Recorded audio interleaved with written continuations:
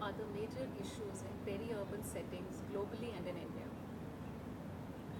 See, as far as India is concerned, sort of the fundamental issue to wahi governance is the basic thing, like anywhere else, in any geography, in any situation. It's accentuated in peri-urban areas because there it belongs to nobody in a sense, and nobody takes ownership of it. There's one municipal agency's jurisdiction ends, the other ones doesn't begin, and people have moved in there primarily because no laws apply there, at least no bylaws apply there, and there is no enforcing agency. So consequently, even the cities are characterized by lack of urban planning, and peri-urban areas are characterized by even more chaotic, situation and conditions, because everybody does pretty much what they want to do, what they need. Even space is not regulated. So that is a huge problem, in a sense that some agency has to first of all set the law and then enforce it. Whereas outside, particularly in the developed world, sort of every inch of space is regulated. They are aware, the agency knows, what is my area and what is happening on that area. And it's very transparent in the sense it's on portals, it's on public information systems, that these are the land uses that are permissible. Out here, we don't even have a land use policy across the state. If you are influential, you can make a difference, in the sense, induce the change of land use. It could be anything. You can change it from anything to anything if you are able to actually, persuade the decision makers. And that it's been happening. It happens, and until unless it stops happening, we are going to find ourselves, in worse chaos. Specifically, what kind of policies and regulatory frameworks are needed in a country like India to manage these peri-urban settings? You see, essentially, what we need is very simple laws, which everybody can understand and everybody has access to. What are the areas you can build, what you can't build? Secondly, what are the kind of, waste treatments and waste disposal systems that you need to create? Because in most of these peri-urban areas, what's happening is that there is a semi-rural sort of setting. There is dairy industry, there is poultry, there is the kind of services that a city needs, which are provided or catered for from the peri-urban areas. So, to regulate all those activities, that is the kind of a set of laws that you need, and you need a set of somebody to enforce that set of laws. That's the more important part of it. Laws you can create. It's so easy to create laws here. Basically, until unless there is an enforcement protocol and a compliance protocol, there is not much point in having a law. What's the use? And people need to know what they can do. People, because we have differential levels of education, we have differential levels of information, we have differential levels of understanding. So it's not enough that you create a law and say, "Ji, humne law bana diya, and now please, anybody who violates will, take him to prison." Basically, you have to make people aware. This is the law, this is what you can do, and this is what you cannot do. And this business of discretions that we provide in our laws, that needs to stop. Because discretion is the one that actually encourages, rent seeking. It gives the, undue power to the enforcing agency that, okay, if you are nice to me, then I'll, let your violations pass through. So that is what is important, a simple set of bylaws of what you can do in this area, what are the residential areas, what are the commercial activities that are permissible, and for commercial activities, what are the kind of waste systems that you need to. I mean, here we have, medical path labs and, other kind of medical laboratories, in the heart of residential colonies. And who takes care of the biomedical waste? At least, even all studies have suggested that at least 7% is, lethal. So out of the 100 that goes out, at least 5 to 7% needs to be taken care of. But it doesn't happen because A, this is TTI, sort of it's a service in demand, and therefore people are happy to let it be. And even the enforcing agency says, oh well, sort of part of waste disposal, it will happen. It doesn't. So these are targeted, sort of actions and solutions that you need, and those need to be created and those need to be enforced. So in terms of infrastructure development, which can lead to sustainable growth in these areas, what would you suggest if you were a policymaker? Well, first and foremost is the ease of connectivity, the ease of transport from peri-urban to, sort of places of work, places of business can be easily reached. That's very, very important, very clearly. The second thing is social infrastructure. It's absolutely vital because it will take the stress off the, your congested urban centers. So schools and colleges, professional colleges, and people should also, children need something to do in their, off school hours or off study hours. So they need, sort of access to playgrounds, access to coaching, access to, being able to understand how to play whatever they can, whatever their abilities allow them to do so.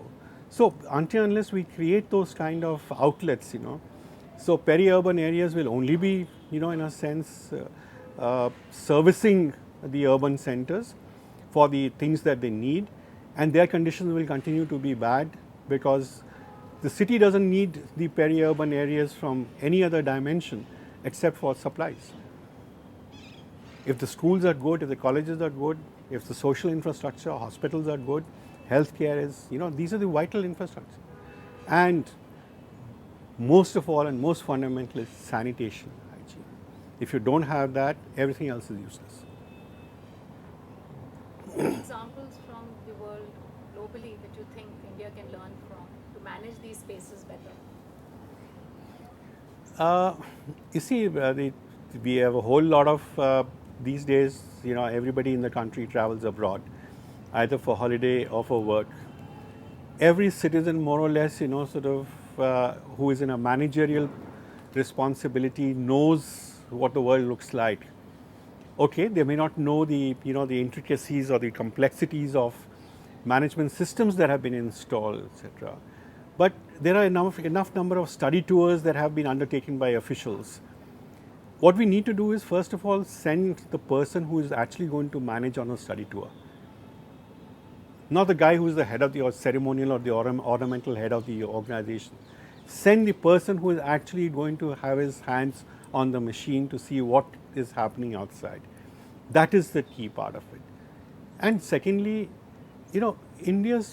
our problems are, in a sense, unique because of our, social mixtures, social structures, the, traditions we have followed so far, our social preferences.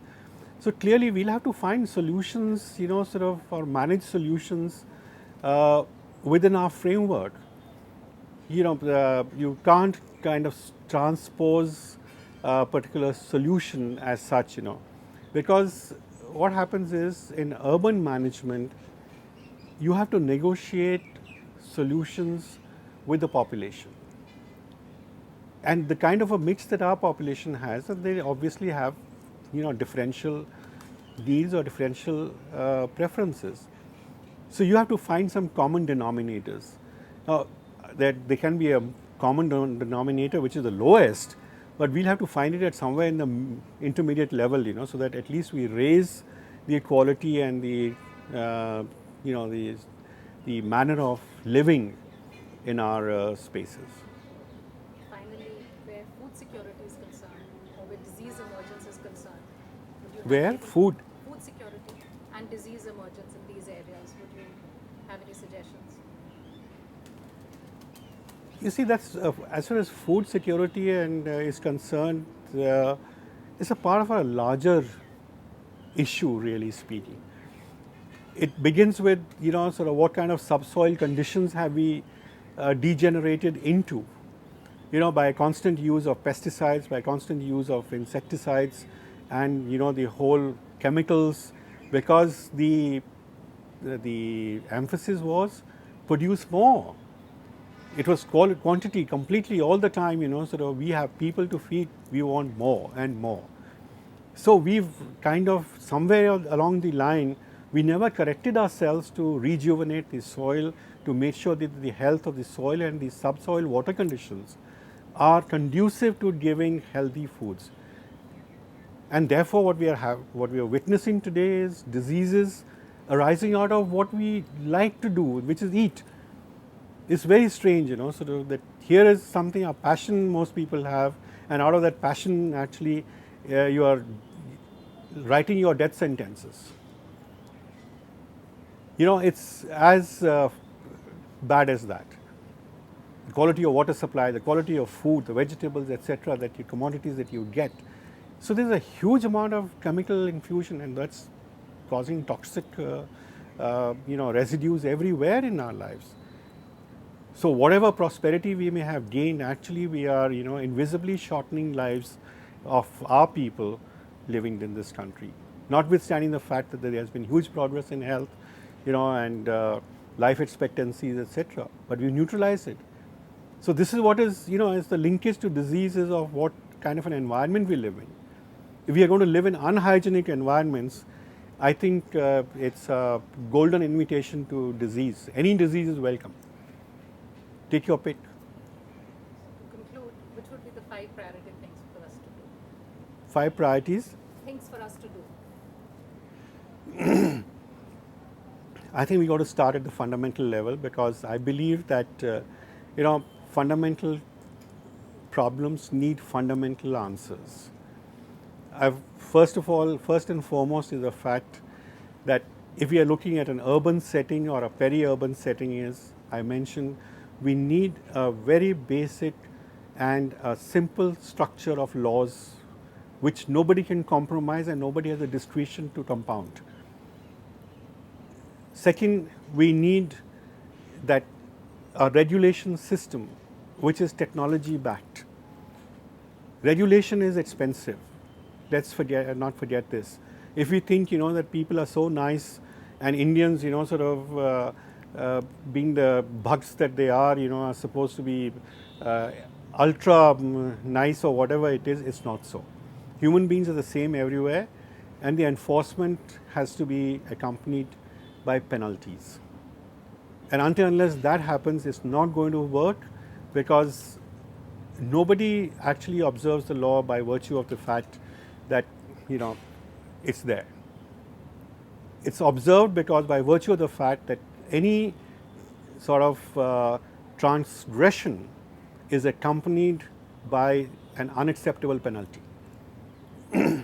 3, I think I would like to put the fact that until unless we are going to address the issue of schools, colleges and skill developments, we are never going to be able to give options of livelihoods to people. And until unless that option happens, every other choice is more or less, sort of meaningless choice. And I think if we do these first 3, we won't have to worry about 4 and 5.